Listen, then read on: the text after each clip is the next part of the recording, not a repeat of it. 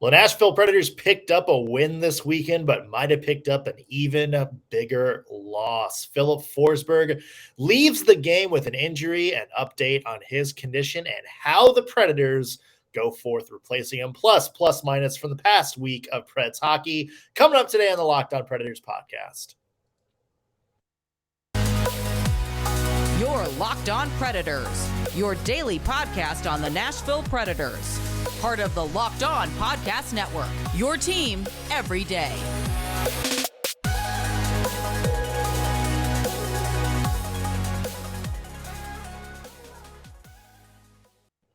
Thank you for making Locked On Predators your first listen of the day. Every single day, we are your free daily Nashville Predators podcast that's available to you wherever you get your podcast and on YouTube.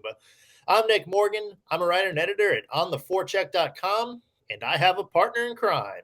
You do. I'm Ann Kimmel. I'm a writer and editor at InsideThePreds.com. Also want to mention today's show is brought to you by FanDuel Sportsbook, the official sportsbook of Locked On. Make every moment more. Visit FanDuel.com/LockedOn today to get started. If you used FanDuel to put some bets on the Super Bowl last night, we hope it turned out for you, and we hope it was a good game. Full disclosure, we're recording this before the Super Bowl because A, we want to watch the game, and B, we got stuff to do tomorrow. So if there's any crazy hockey-related something that happens during the game, maybe Roman Yossi is in a Tostitos ad, or I don't know, Mikhail Granlund is the Justin Timberlake to Rihanna's Janet Jackson. Wow. Yeah, we'll talk about it on Tuesday's episode. Yes, we would. Yeah, probably a lot to get into, but it's not all sunshine and rainbows in the land of Predators, unfortunately. The big news is Filip Forsberg went down in the first period of the Preds game against the Philadelphia Flyers last weekend. Did not look good when he came off the ice. The official word from the Predators as of now is day-to-day with upper body injury. Who knows how many days in a row that's going to wind up being, but any length of time is going to be a sore point for the Nashville Predators to get through.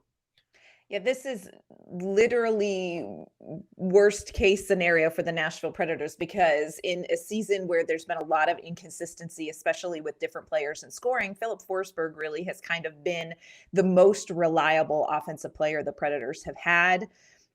It was a rough looking injury.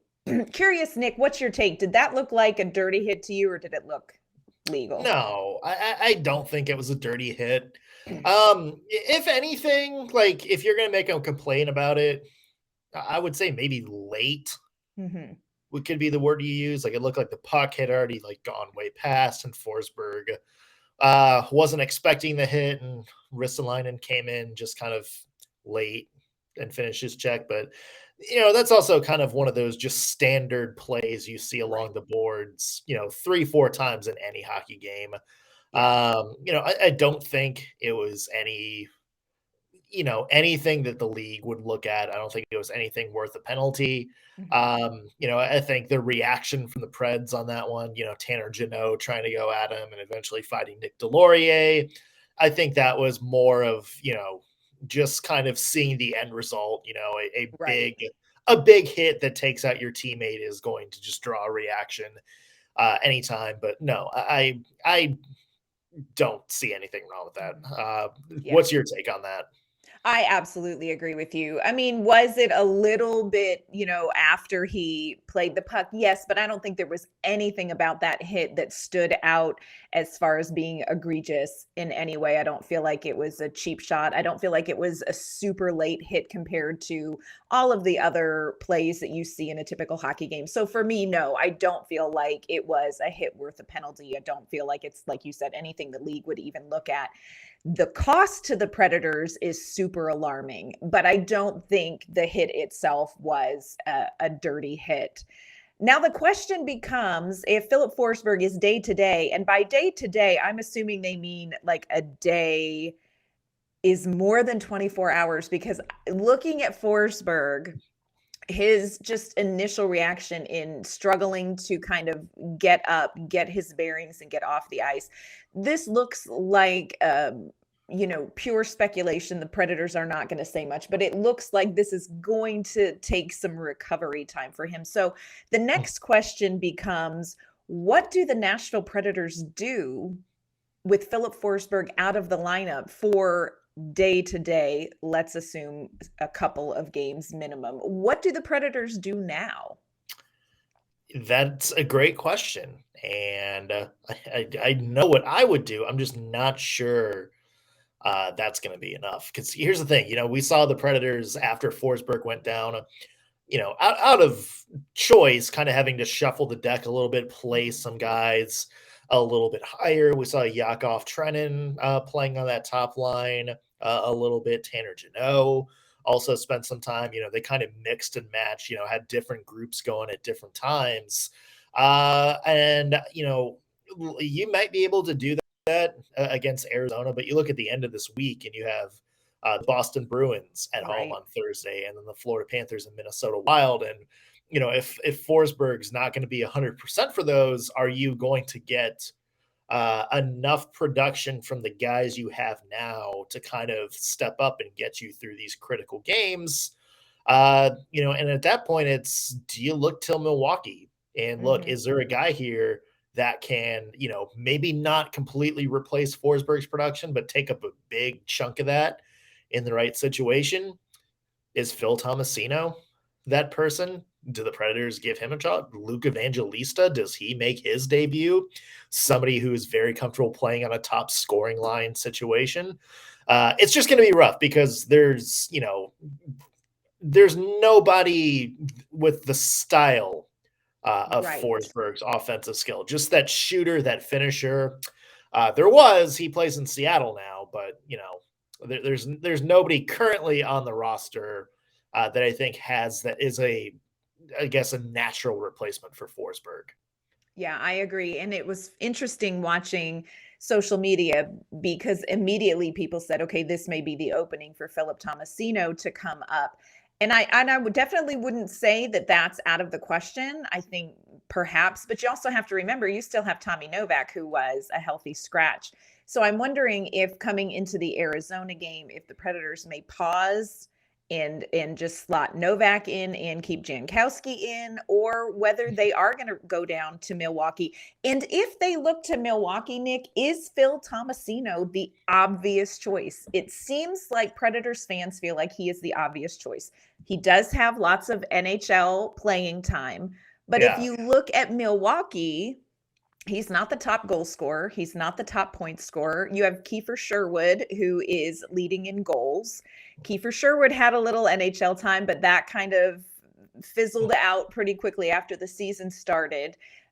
Cole Schneider is ahead of him in goals. Like you mentioned, Luke Evangelista, style-wise, may be a little bit Filip Forsberg-esque, certainly not going to be able to come in and replace him. So I think what seems like an obvious move to everybody is something the Predators are going to spend some time thinking about. Yeah, and I have a feeling if it is anybody other than two people you just mentioned, there's going to be pitchforks and torches. Are there any left in Middle Tennessee to buy? Are there any even left in stock? There's some in store. Yeah, probably from, maybe some left over from when John Robinson traded A.J. Brown. True. Yeah. It'll be interesting to see again. Phoenix tonight. Well, actually, Arizona tonight. Man, it's a Sunday, people. Yep. We're thinking about our dips. Yeah, we're thinking about the dips that we still have to make today. Arizona tonight, more from that game coming up in a little bit, and how the Preds might go forward without Forsberg. Plus, coming up next, plus minus things we liked, things we didn't like, both from the Flyers game and Preds hockey this week. So plenty to get to. But first, want to mention today's show is sponsored by Athletic Greens and their product AG1. It is a product that I use every single day. I've been over this before, started because they just gave me a free shipment. I was a little bit skeptical, started trying it, loved the taste, and more importantly, over the next couple of weeks, love the way it made me feel. This is just one scoop of AG1 in a glass of water every day. That's it. No need for just like $100 worth of different vitamins and pulling all your nutrients from different sources. No, it's just one scoop of AG1 every single day. And you get 75 high-quality vitamins, minerals, whole food source superfoods, probiotics, and adaptogens to help you start your day off right. And all of that helps the immune system, helps your gut health, nervous system, energy, recovery, focus, pretty much everything. And it's cheaper than your daily cold brew at just about less than $3 a day. So do not worry about the price, and you are investing in an all-in-one nutritional insurance. So right now, the time to reclaim your health and arm your immune system with convenient daily nutrition. It's just one scoop in a cup of water every day. Again, that's it. No need for a million different things to look out for your health. To make it easy, Athletic Greens is going to give you a free 1-year supply of immune-supporting vitamin D and 5 free travel packs with your first purchase. All you have to do is visit athleticgreens.com/NHL Network. Again, athleticgreens.com/NHL Network to take ownership over your health and pick up the ultimate daily nutritional insurance. All right, Ann, it is a Monday, which means it is time for Plus Minus. You guys know how this works. We go through the past week of Preds hockey, give pluses to the things we like, minuses to the things that the Preds maybe need to work on. And let's start off on a positive note. Always. Let's hear a plus. All right, I'm going to go from, I have some hockey ones, but I'm going to go hockey fashion first. And I want to give a huge plus to the Black History Month warm-up jerseys. You know, we're going to get into hockey players, statistics, but just off the bat, those warm-ups, the Black History Month warm-up jerseys that the Predators wore the other night were incredible. Absolutely incredible. Yeah. And I should have looked up who the designer was. I didn't do that before this, and I apologize, but they absolutely were phenomenal. So you know what? I know it seems fluffy, but my first one right out of the gate is looking good Nashville Predators in those warm-up jerseys. They were amazing. Yeah, that was sweet. Like those looked awesome too. Looked really awesome on the ice, and the entire game was fun too. You had the TSU marching band performing in the plaza out before the game. The TSU honored during the game. You know, their marching band just got a Grammy. So it was a cool night overall. And those jerseys 100% look sweet. Oh, loved them. Yeah. All right. For me, and my first plus is a hockey plus. Mm-hmm. And I got to go with somebody that we give pluses to a lot. One of your favorites, and that's Cody Glass. Yes. Another point against the Flyers this weekend, an assist on the first goal. This man now has 5 points in his last 5 games. He is starting to find the score sheet a little bit more. And that's the thing. Remember, earlier in the season when we were talking about Cody Glass, we talked about him doing all the right things, just maybe not getting on the score sheet, having that impact that the Preds wanted. Now he is. Now that he's been in the lineup a little bit more, he's become a regular. Mm-hmm. And he's kind of become a top 9 forward, a guy who's got a regular opportunity in a scoring role. And he has paid dividends since that move. He's starting to find the score sheet a lot. And we talk about this a lot. It's not just, the fact that he happens to be one of the last 3 Predators to touch the puck before it gets in. Like he is gaining points based on, other people scoring or making plays. He is making plays for guys like Filip Forsberg and Matt Duchene. And that is a absolutely critical thing because the Preds need his skills if they're going to get through. So good to see Cody on a little bit of a heater right now. 5 points, 5 games. Yeah, one of the things I love best about watching Cody Glass's game here in the last few weeks is that you don't notice him on the top line because he plays so well with Forsberg and Duchene that it just Right. looks very cohesive. And that is such a compliment to him. His game has elevated to their level. And I love you. You're right. I love to see it, like cookies for Cody day in, day out, for Yeah, sure. that's a daily Duchess cookies delivery. Yes, for sure. All right, Ann. Who else are you giving a plus to? We just mentioned the other person I'm giving a plus to, and let me just tell you, this delights me in my marriage as well. And that means this plus goes to Mr. Matthew Duchene.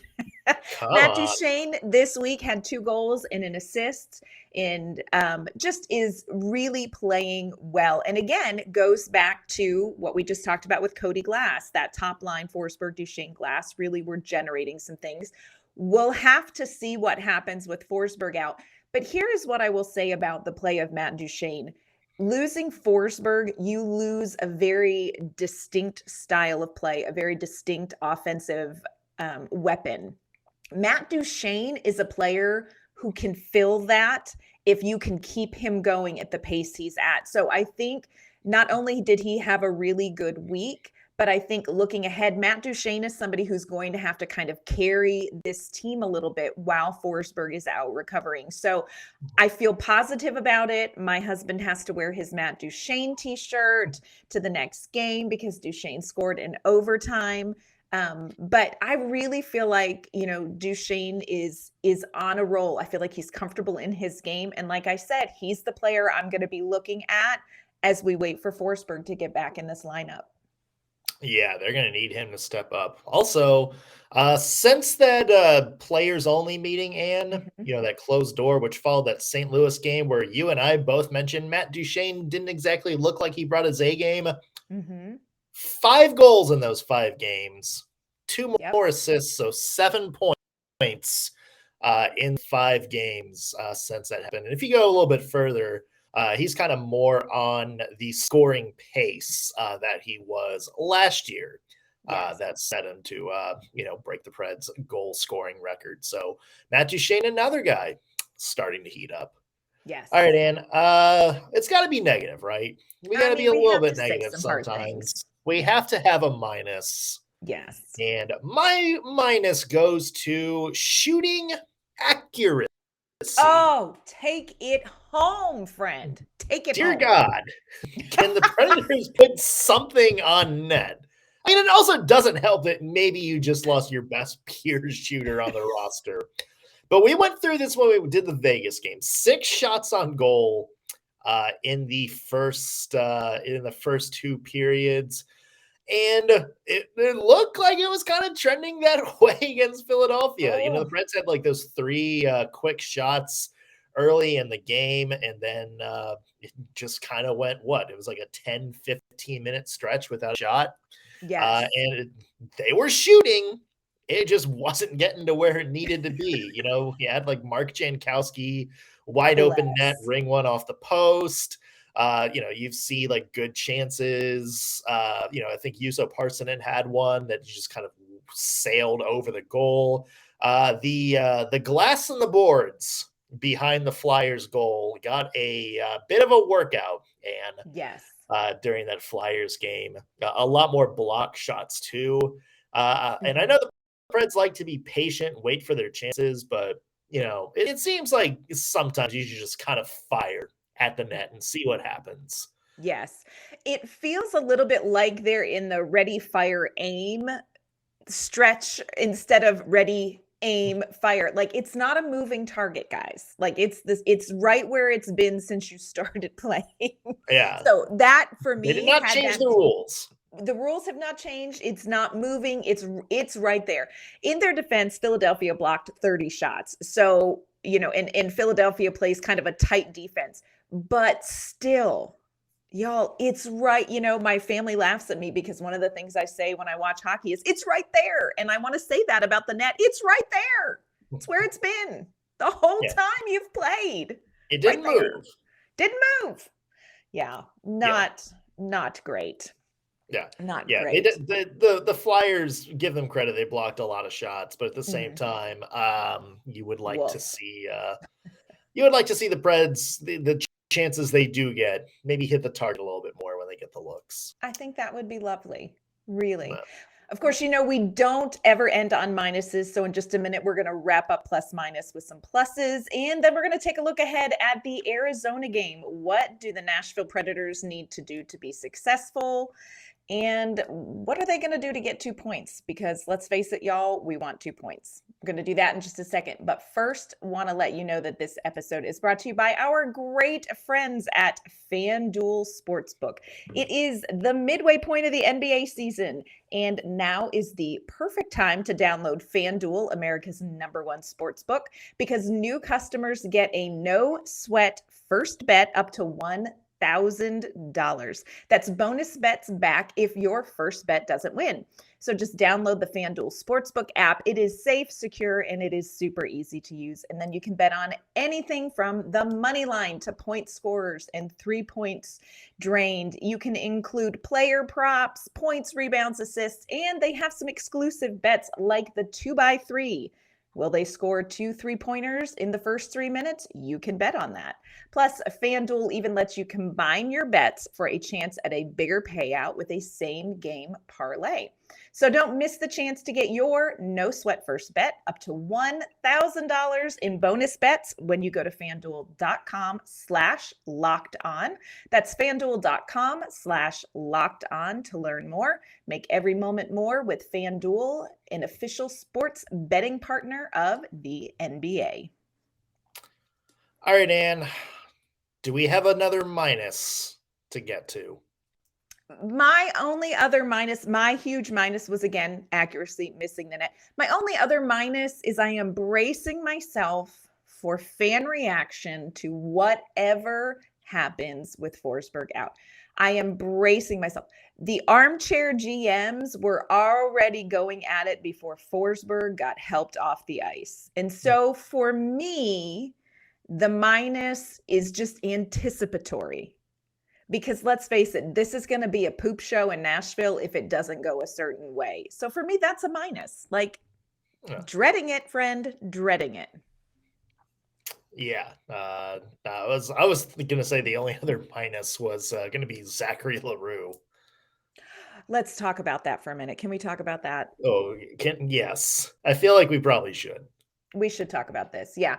So Predators prospect Zachary L'Heureux, known for hockey skill and mullet, was suspended indefinitely after an incident after a shootout loss where apparently he had some sort of physical exchange with a young spectator. And initially, the report was that there was not going to be any discipline, but then video was released of the incident. And when you see the video, Nick, you really can't go, meh, it's okay. Yeah. So Zachary L'Heureux suspended indefinitely. This is his 9th suspension in, I think, 4 seasons. Mm-hmm. Now, I will say this. In the OHL, suspensions there's a different criteria for suspensions as compared to the NHL.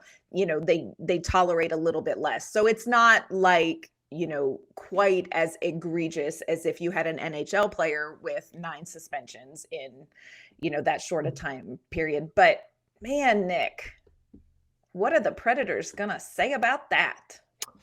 Well, as of now, nothing, because they haven't.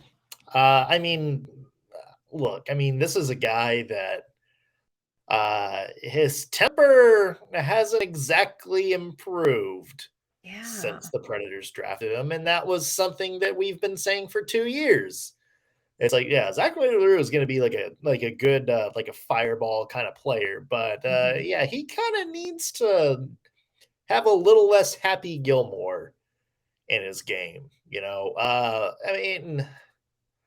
Look, the Preds, I don't think the Predators are going to cut him or anything like that. I would be very surprised if they did anything like that or renounce their rights to him or, traded him or anything like that. But Yeah, it is a concern that, incidents surrounding Zachary L'Heureux keep happening, whether they're, suspensions for part of the game flow or, an incident like this where he made physical contact with a teenage fan. And just the optics of that are not good. So, yeah, I don't think the Predators are going to do bring the hammer down and be like, no, we're cutting you loose. But there's got to be like Scott Nickel or somebody in that Preds organization has got to chime down and have a heart to heart. And it's like, look, we can't have this in our NHL lineup. So you kind of got to decide right now. It's like, what are you going to be? Like, what type of player are you going to be? Yeah, that's a rough situation. And I agree with you. I think this is one of those things where, the Predators, if they want him long-term in the organization, they need to walk alongside him with a pretty close relationship and some sort of mentorship, because got to turn this around, because this is not something that the Predators are going to want to have to deal with on the ice down the road. Painful. Yeah. Well, we got to end on a positive, Ann. Come on. And tonight the Predators play the Arizona Coyotes, but more importantly, it is the PK Subban homecoming night, the homecoming celebration for PK. Predators have already been involved in one of these, his celebration back in Montreal. We saw the cool pregame. We saw, Carey Price reunion. Yes. And good to see PK getting honored again back here in Nashville as well. Yeah, I am so excited about this. Huge. Look, I love PK Subban. I will always love PK Subban. I think he's one of the best things to happen to the NHL. Just personality wise, I love this man. And so I love that he's getting a chance to come back to Nashville. He was such an important part of that Stanley Cup run and of the President's Trophy year. And so I love that Nashville's going to get a more focused chance to appreciate him and appreciate his time here in Nashville and just what he brought to the league. So excited for PK Subban night. Like, first of all, you just know it's going to be fun because it's PK Subban night. Like, nothing boring happens on that night, but so excited that the fans and the city get a chance to really specifically acknowledge him. Yeah. Are we anticipating any sort of like Carey Price-esque surprise? I don't know. What do you think? What do they? What could possibly happen on PK Subban night? The funny option would just be have Shea Weber come out. Can you imagine? Yeah, just have them like side by side, giving like a thumbs up or something like that. Just like old buddies crossing in the wind. It's like the story. I can't remember if it was the Nashville airport or not, but Seth Jones was leaving town as Ryan Johansson was flying in, and they like saw each other and had like a long conversation. And it was like a funny thing. Like they should just have that. Like PK Subban like walking in as Shea Weber's like walking off the ice or something. Oh my gosh. That would be amazing. Yeah. I'm really excited for it. PK did a lot on the ice, but also a lot off the ice. So excited for PK Subban night. Every day should be PK Subban day, quite frankly. Yeah. And the other exciting thing is you're credentialed, and there's going to be some PK Subban media availability. Yeah. So you're going to get a chance to speak with PK. I know. I'm very, very excited to get to talk to him about just his time here in Nashville and what he's looking forward to moving ahead into retirement. Because look, PK Subban is not going to sit back and do nothing in retirement. So really looking forward to hearing from him and, finding out what's going on now and in the future for him. So it's going to be great. We'll have that on tomorrow's show. Yeah. Looking forward to that. We'll also have a recap of Preds versus Coyotes. Be nice to have the win, and I think the big storyline is going to be what the Preds do with Forsberg out. Are they going to shuffle the deck, keep some of their current guys who've been playing well? Are they going to give some of their healthy scratch guys a chance, or do they go drastic and make a call down till Milwaukee? That is going to be the thing to watch. So plenty to talk about on tomorrow's show. And where can people find your work? You can find my work online at InsideThePreds.com, and you can find me on Twitter at ANK_Mama on Ice. You can find me on theforecheck.com or on Twitter at _NS Morgan. Also, be sure to follow the podcast while you're there, LO_Predators. And however you are listening to us right now, whether you are watching us on YouTube or listening on your favorite podcasting platform, those are two P words that should not be together. Be sure to hit that subscribe button so you'll always know when we have fresh stuff out for you. That's going to do it for us on today's Locked On Predators podcast. Thank you for making us your first listen of the day. We will be back tomorrow with an all-new episode. We'll see you then.